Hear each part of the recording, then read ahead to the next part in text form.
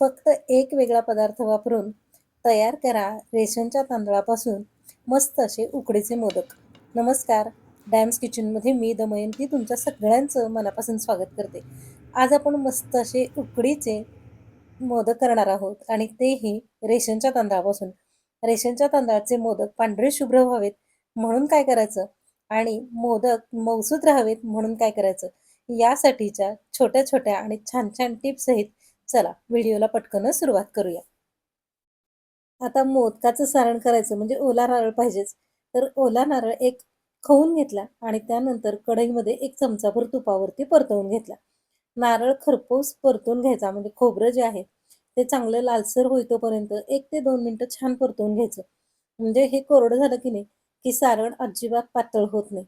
मग त्याच्यामध्ये लगेचच 1 चमचाभर खसखस, भाजलेली खसखस घालून घ्यायची. तुम्हाला मिक्सरला वाटायची असेल तरी तुम्ही वाटू शकता.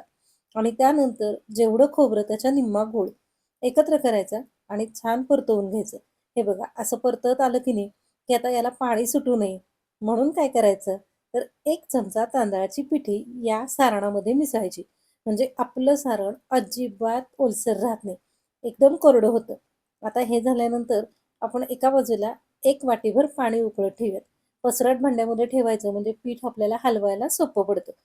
रेशनचे तांदूळ एकदा स्वच्छ धुवायचे आणि धुवून 1 रात्र वाळवून घ्यायची. वाळलेल्या तांदळाची पिठी काढायची आणि त्यानंतर हे जे आहे ना, हे सगळं करायचं. तर इथं मी 1 वाटी पाणी घेतलं, त्यामध्ये 1 चमचाभर तूप घालून घेतलं आणि त्यानंतर आता बरोबर तुमच्या समोर मोजून घेते. 1 वाटी तांदळाची पिठी म्हणजे जेवढं पाणी तेवढीच तांदळाची पिठी. आता रेशनचे जे तांदूळ असतात ना, त्याला थोडासा चिकटपणा कमी असतो. त्यामुळं मोदक बिघडायची शक्यता असते. म्हणून काय करायचं, तर 1 चमचाभर कॉर्नफ्लॉवर आपल्याला यामध्ये घालायचं. तर पाणी उकळत आलं, की त्यामध्ये चमचाभर कॉर्नफ्लॉवर घालायचं किंवा तुम्ही 1 चमचा साबुदाण्याची पिठीसुद्धा घालू शकता. ते घालायचं आणि नंतर ही तांदळाची पिठी घालून पीठ एकसारखं करायचं. या स्टेपला आपल्याला गॅस बंद करायचा आहे. एकदा का पाण्याला उकळी आली आणि पीठ घातलं, की गॅस बंद करायचा. पीठ चांगलं हलवून घ्यायचं, गुठळ्या मोडेतोपर्यंत हलवून घ्यायचं आणि नंतर झाकण ठेवून 10 मिनिटासाठी बाजूला ठेवून द्यायचं. आता हे झाल्यानंतर गॅस बंद करून त्याच्यावरती झाकण ठेवूयात आणि 10 मिनिटं बाजूला ठेवून देऊयात. तोपर्यंत आपलं तयार झालेलं सारण जे गार झाले, तुम्ही बघू शकता रंग पण छान आला आणि एकदम कोरडं पण झालंय. हे एका बाजूला काढून घेऊयात. आता या सारणामध्ये तुम्ही आवडीनुसार जायफळ, वेलदोड्याची पूड किंवा ड्रायफ्रुट्स काहीही घालून घेऊ शकता. पण खरं तर ना, म्हणजे खोबरं आणि गुळाचं जे सारण आहे ना, तेच एकदम चवदार लागतं बरं का. तर आता हे सारण आपण काढून घेतलं. आता उकळ जी आपण बाजूला ठेवली होती, ती 5 मिनिटं झालेली आहेत. म्हणजे ज्या भांड्यात केली असेल ते भांडं गार झालं की नाही, की काढून घ्यायची. थोडंसं अगदी पण गार होऊन द्यायचं नाही, गरम असतानाच काढायची आणि ही उकड आता मोकळ्या पसरट भांड्यामध्ये आपण काढून घेऊयात. आता यामुळं काय होतं, तर ही उकड जी आहे ना, ती छान होते, त्याला चिकटपणा छान येतो आणि रंगसुद्धा पांढरा यायला मदत होते. थोडीशी कोमट असतानाच हाताने एकसारखी मळून घ्यायची, गाठी फोडायच्या आणि नंतर थोडंसं कोमट पाण्याचा जरी हात लावलात ना, तरीही चालेल. थोडंसं कोमट पाणी हाताला लावून घ्यायचं आणि हातानेच अगदी मस्त कणकेच्या गोळ्यासारखं पीठ मळून घ्यायचं. अगदी झटपट, मस्त आणि सोप्या पद्धतीनं हे मोदक तयार होतात.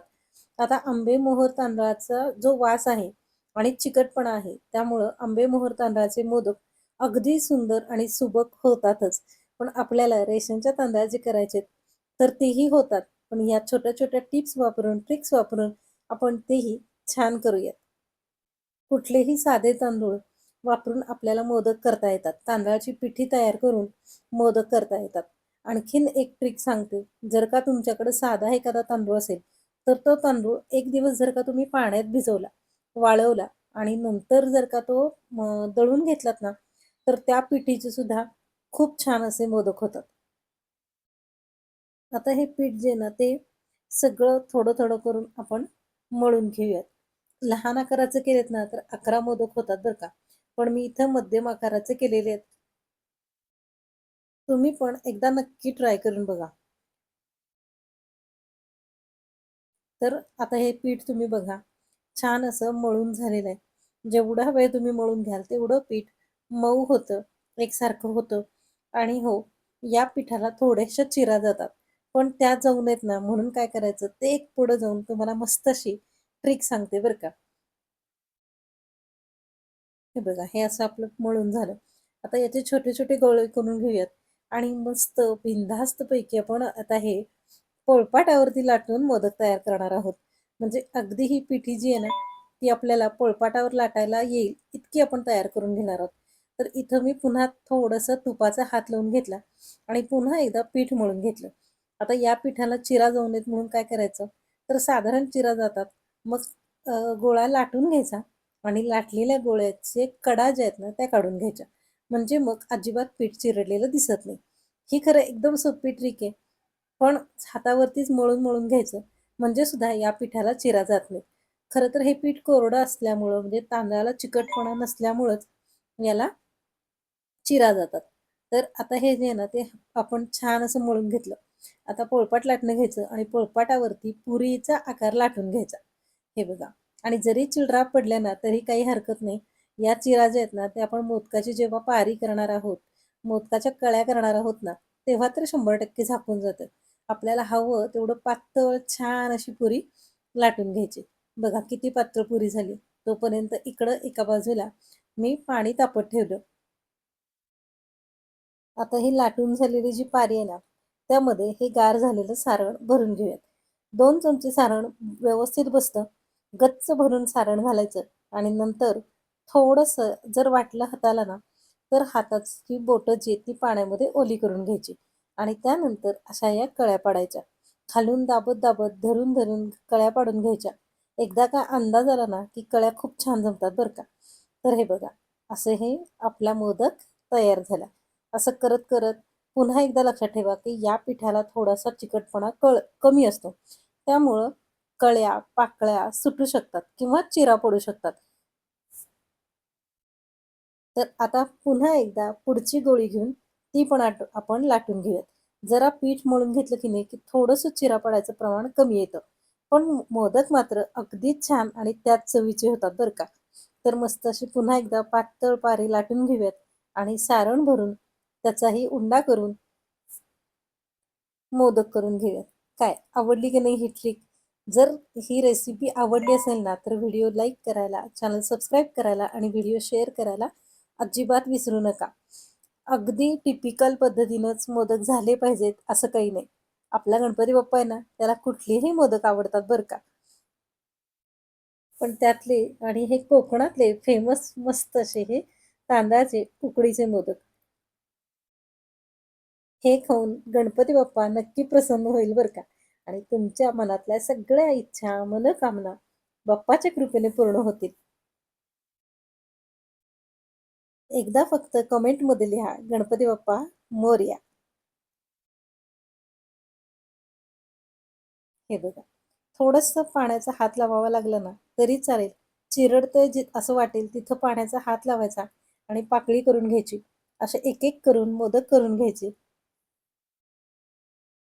खरं तर तांदळाचे उकडीचे मोदक करणं म्हणजे सुगरणीचं काम आहे बरं का.